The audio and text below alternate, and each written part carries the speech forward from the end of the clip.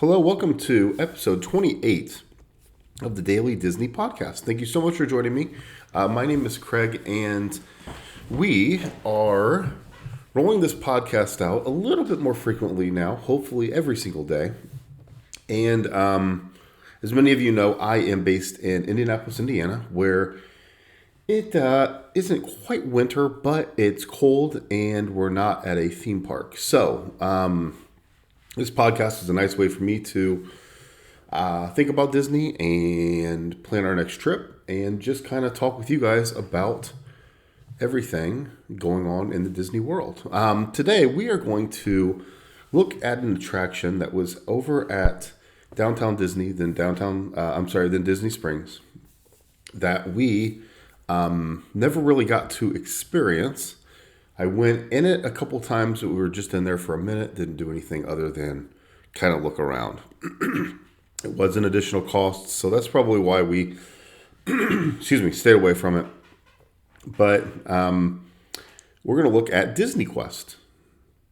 And Disney Quest was a chain of indoor theme parks in the United States operated by Walt Disney World. The project was designed as a way for Disney to reach populations that may not have a chance to travel to the various theme park destinations. It was meant to target large cities and urban areas.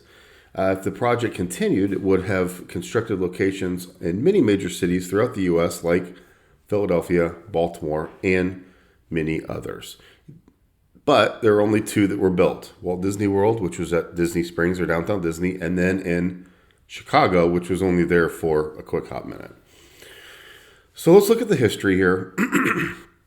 Disney Quest first opened in 1998 in June as part of a major expansion of the downtown Disney Entertainment District. It was on the west side and was intended as the first of a larger chain of similar facilities.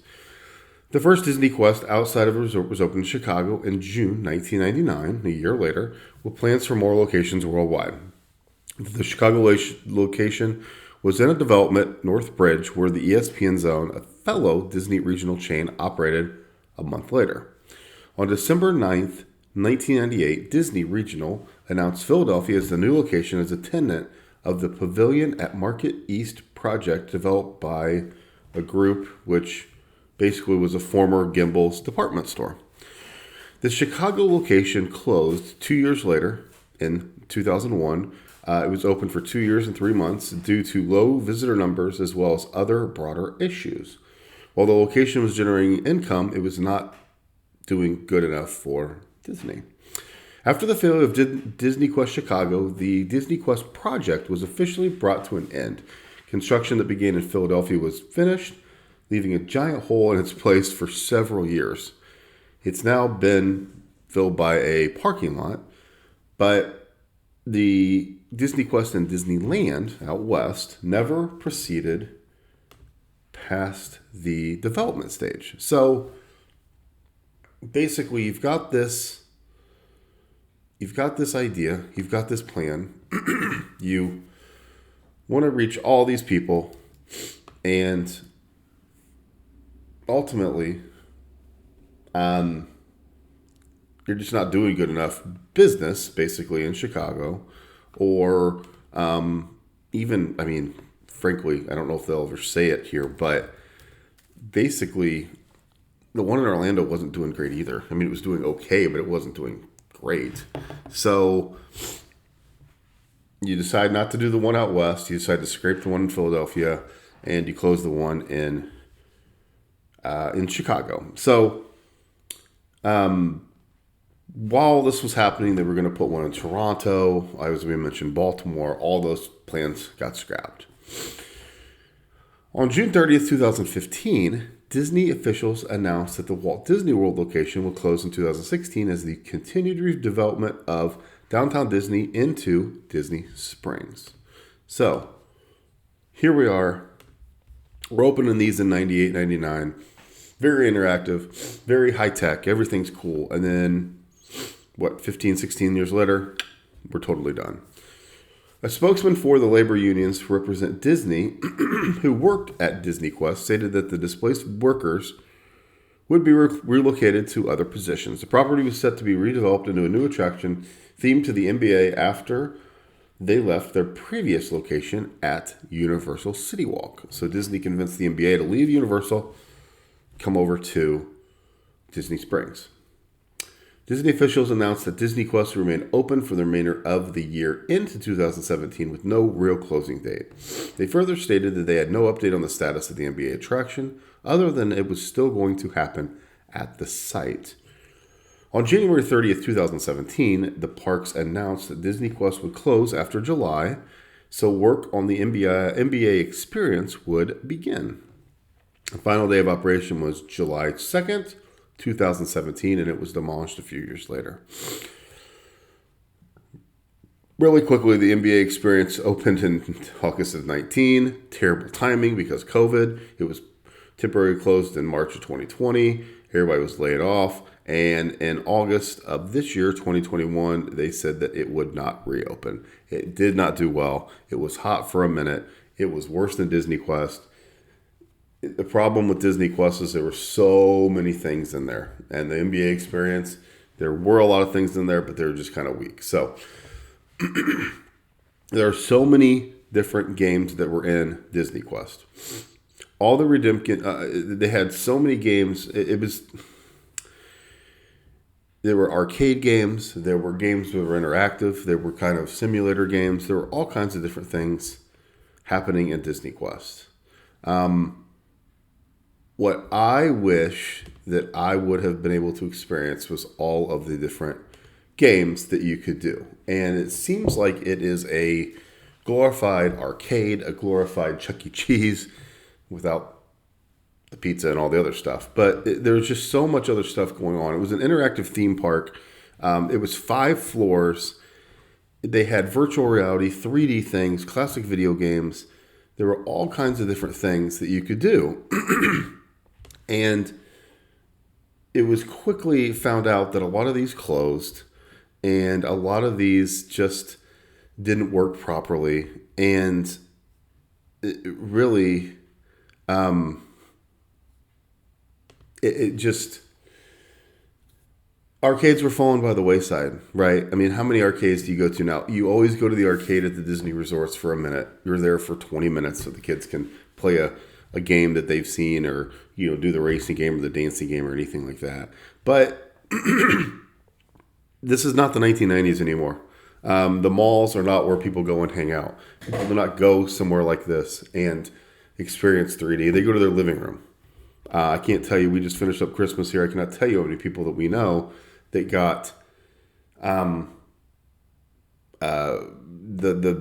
3D interactive things for Oculus, the Oculus for Christmas. There were so many people that did that. We didn't even touch on Club Disney or any of that stuff that they had going on. This is just about Disney Quest and all the different games and all the different things. They had birthday parties in there. They, excuse me, man. They added virtual reality. They tried to make it as cool as they could.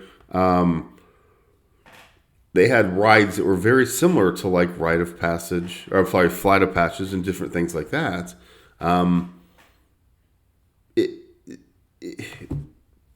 It was cool because there were 5 floors. It was cool because there were different things going on. The publicity for the opening was very, very weak. Basically, Disney, on one hand, said that the Florida location is the hub, and then many other times they said this is not the main focus for Disney Quest. It's a way to test the concept for an indoor VR park and then send that out to all the bigger cities across the country. They were the reviews were positive to start with. People really liked it. It was an extra fee to get in. Basically, it consisted of 5 different floors. It had 4 themed zones. Rather than encompassing a floor for each zone, usually extended vertically through multiple floors. After passing through the ticket lobby featured Disney characters, you started in the Venture Port on the 3rd floor. To get to the Venture Port, you rode a elevator that had a fun intro with the genie, And the different elevators were unique. You had different immersion things. Visitors were traveling to a new world. You could access a bridge-like gateway to the floor of the different zones and begin your attraction. The replay zone had arcade games, but it also had newer games, like with Toy Story. It had a dodgeball, bumper cars, a few different things like that going on there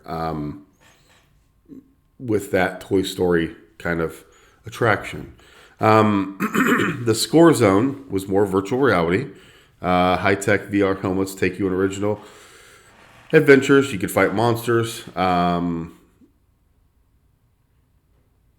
Basically, there's a sequel to Alien Encounter. There's just a bunch of different things here that were very, very unique. The final zone was the Explore Zone, where it had the strongest focus on virtual reality. You had an Aladdin Magic Carpet VR ride where you flew through Agrabah. Different things like that. So there's a virtual Jungle Cruise. Different things like that. A lot of it was Disney based, but ultimately, if you focused on VR and that technology kind of comes outdated, then you're going to become outdated too. So, the end, the end was there. I mean, unfortunately, it just didn't work. Unfortunately, a lot of people loved this, where they would go time after time after time. Again, I was at that age. It opened in '99. I was 19 years old at the time, so there was a big gap where I just didn't go to Disney. And by the time I went back, I was an adult, and it didn't have the same appeal to me. But if this was around right now, and I took my 13 and 9-year-old and I said, we're going to spend about 3 hours in here, they would like it. They would, because a lot of these VR games, a lot of these things that you would experience, you don't have at home. That's the positive spin I'm trying to put on it. The negative spin is I can do all this at home.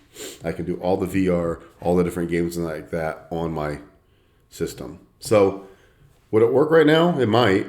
It's going to be a ton of upkeep and a ton of updates, and you have to stay ahead of the technology, because you can't bring my example would be, you can't bring Madden 17 into this when Madden 22 is going to be released, or Madden 23, whatever it is going to be released soon. That's, I think, from reading everything and watching videos, I think that was the demise. They couldn't keep up with the technology, which is huge. So that's my thought on Disney Quest. Would it be cool? For sure. That building always was really neat to look at when we were there. It wasn't open that long. This is one I picked because I didn't know much about it.